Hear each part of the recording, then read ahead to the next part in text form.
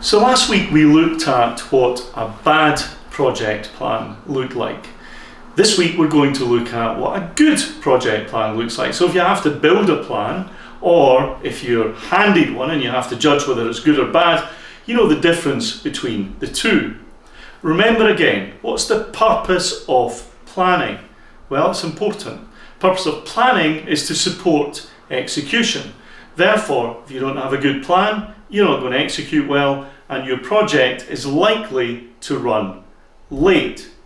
So the first thing to think about in a good project plan is that it's built in a PERT diagram. And obviously it's built with the people who do the work, who will be doing the work, that are in the room. So a PERT diagram means that we can get good descriptions. We can put them either on a virtual whiteboard or on post-it notes on an actual whiteboard or on a wall, and we can move them around to check for sequence and parallel activities. So the first thing is that in each box we want well-described outcomes that describe what we'll see when the block of work is done. We use a little sequence for this.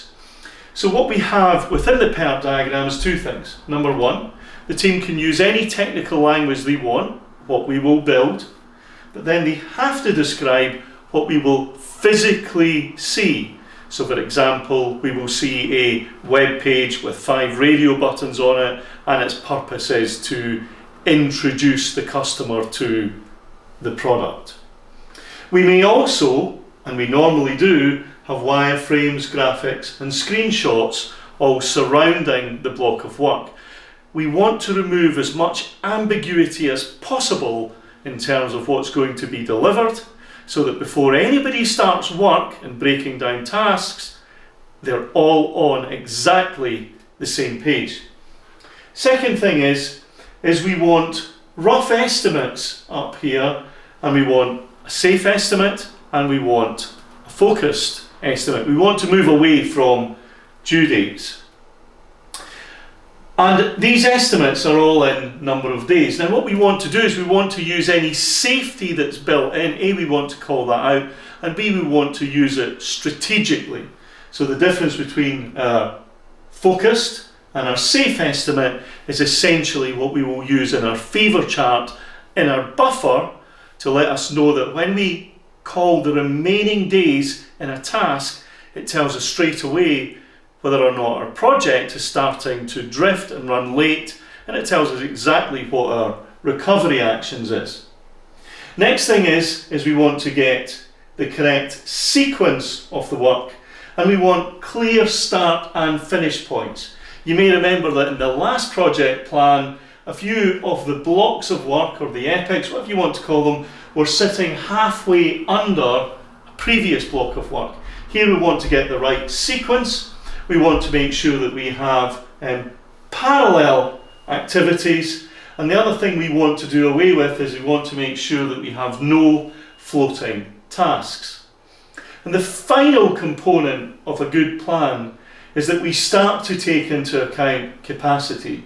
In other words, that when we are planning, we don't just look for hard dependencies, we also look for capacity constraints to make sure that we're not introducing multitasking into our plan straight away.